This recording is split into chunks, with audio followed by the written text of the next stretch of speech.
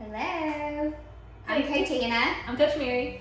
and we're here today to talk about all the things mom and mom guilt and how to incorporate that in with exercise and our healthy habits. And how some of our things have changed from before we had kids to after we had kids, and what our habits looked like in the postpartum period, like soon after having babies. Oh yes, definitely. And as Mary has two kids, I have one, so she's kind of ahead of the game versus I'm in the midst of it. Yeah. So it is nice to have somebody to kind of talk to and relate to and kind of push you and help you out if you have those moments where you feel like, you're not as competitive or your workouts might look different or even your habits like food control. Right. So my kids are 5 and 2, and after my son, he's 5, after he was born, I remember thinking that food was like the only thing I could control.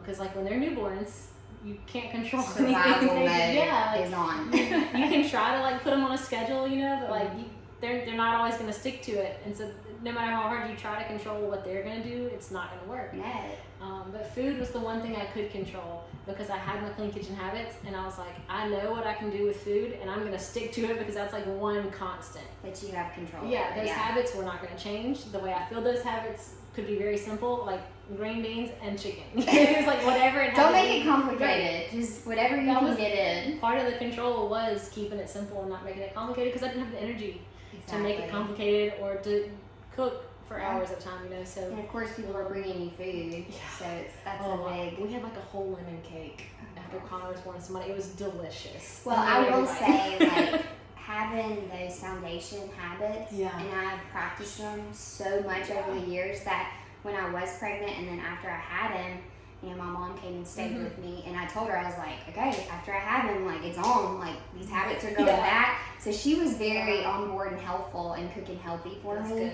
So that helped, and I wanted those foods. Like I craved them. It was like my body was like, I was the same way want after Connor was born. I had eaten so terrible when I was pregnant, and because I just ate whatever I wanted. I ate what I craved, and it was like with Connor, it was fried chicken and mac and cheese. Oh god. And with Madeline, it was hamburgers and sweet potato french fries. Well, it got better. It did. It got better. So mine was Coke Ices. Like I loved like eating my regular food. Yeah. I didn't have any weird cravings, but a Coke Icy, and I never drink Coke. Yeah. That's the funny thing. But it was so hot. I went through like June, July, August. So anything that could cool me down, and something about a Coke Icy. My poor husband went to 7 gas stations one day looking for a Coke Icy, but it was worth it. Yeah. I drank that thing so fast. So we got back to our habits after having babies, but there was a lot of like grace we had to give ourselves because it's like when you're pregnant and postpartum, like you really are just trying to survive. You just eat what you can. So your 80-20 might look a little different.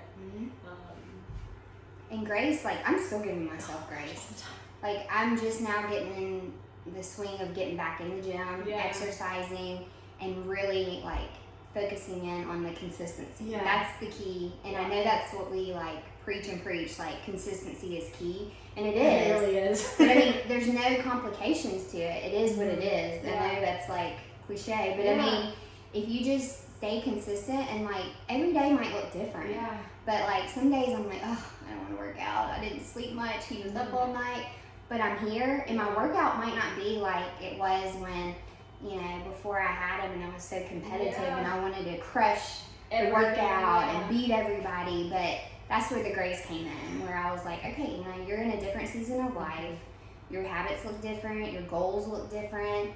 And it's okay. And that's what you just have to tell you. Like, it is okay. It is okay. And when you learn that and learn to accept that, I feel like that's when you feel all the pressure of everything come off your shoulders. You're just like, whew, I can do this. Yeah, it's not that bad. And the thing is like, women are strong.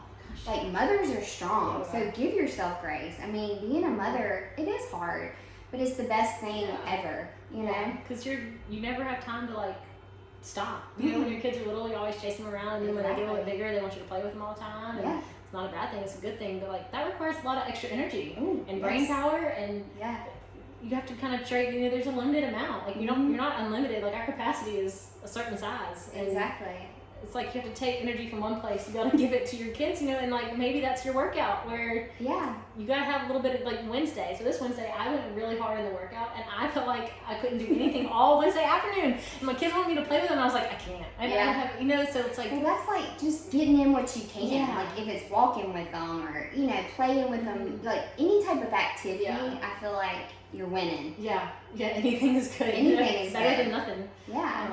But I think it's just important to pay attention to those things too when it's like, I need to have energy for other things later, so it's okay if my workout is not as intense or as heavy as it used to be. Exactly. It doesn't mean that it's going to be like that every day. You know, there's some days maybe you do go really heavy or do go as intense as you used to. And you might get into a season of life where you can be that way. Like, I have a 7-month-old, so my competitiveness is just not there. And sometimes I think I want it to be so bad, but then that's when the grace comes in. I'm like, okay, well, I got a good workout in this morning, so that's a plus. That's a win for me. Yeah, we were talking about it the other day, and I told Anna it took like 2 years after my second one was born for me to really feel like my workouts were normal again, like whatever normal is. You know, like it took that long for me to feel like I had my fitness back and like my strength was back. And, because like even if you're trying to be consistent, your kids mess it up when they get sick. Not on purpose. You know, well, they don't mean to mess it up, but when they get sick, you have to go to the doctor. It's not just you anymore. Stay home with them, you know,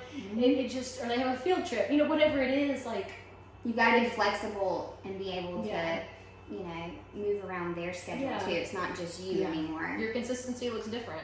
You know, it doesn't mean you're not doing anything. Maybe on the days that they are sick with an ear infection, you take them on a little walk outside. So you know what? Rest days are good days too. That's right. I have a new appreciation for rest days. I really do after having kids. And I really do rest. Like before in my head, I was like, I can't rest. I gotta go walk. I gotta do something. And now I really will. But it's like your body, like that's the most important thing is like listening to your body. I mean, paying attention to when you feel run down. Exactly. Not just physically, but like mentally and emotionally, because those rest days, just giving your body time to rest, can be a big deal for your mind and your emotions too. Definitely. I've learned that more recently after the second one. And you learn the hard way sometimes. Yeah. I mean. Yeah, when you just wear yourself down and then you're like, shoot, should have done that. Yeah. The next time you make a little different choice. For sure. Definitely. Yeah. Well, and another thing we were talking about is like just setting examples with your habits and even exercise. Like now that being a mom, like before it was just me and my goals and what I wanted to achieve, but now it's like I have someone looking up to me now. So it's like what I put in my mouth, the way I, you know, just exercising and my habits, like he's gonna start picking up on that. And you know now, having older kids, that my kids they start. It's so fun to work out. We were in Lowe's the other day and they started doing burpees on the floor of Lowe's, and I was like, oh, the germs. But also, good job. You know, like, they just think it's fun. That's the balance, 80-20. They think exercise is fun because they see me talk well about it. Exactly.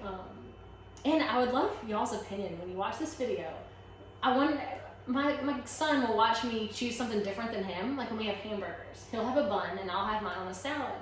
And he's like, Mama, why aren't you eating the bun or the bread? And I'll say, well, it doesn't help me reach my goals for where I am right now. I like that. Yeah, and so I wonder what y'all tell your kids when they ask you why you're eating something different than them.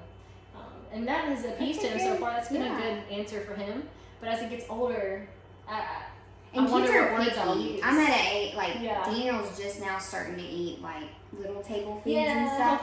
So, like, he loves his groceries. He loves to eat, which I'm very thankful for. And he hasn't turned away any food. Like, he's tried. That's exciting. It is very exciting. But when you introduce a good variety when they're that little, it's helpful. Yeah. So, like, I'm a huge zucchini fan. And I cooked zucchini last night and gave him, like, little coin size. And he tore it up. And it, as a mom, like, especially a clean kitchen coach, I'm like, and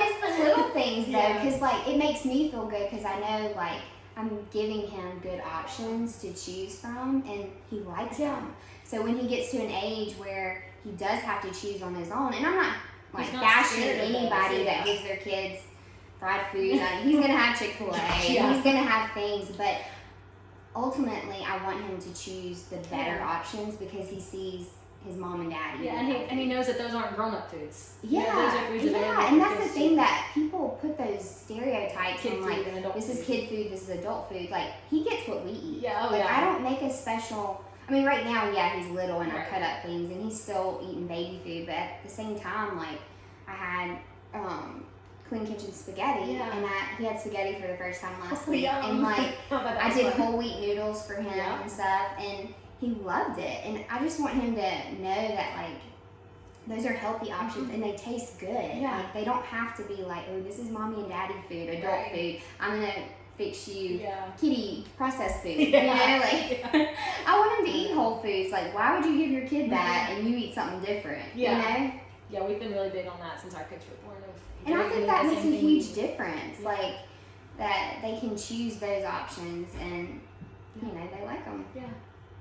So, but anyway, back to Mary's question about. What do you tell your kids when they ask why you're eating something different? I mean, because I cook the same things, but then I'll just do those small changes where like I eat mine on a salad, or like a whole wheat pasta, and spaghetti squash or whatever.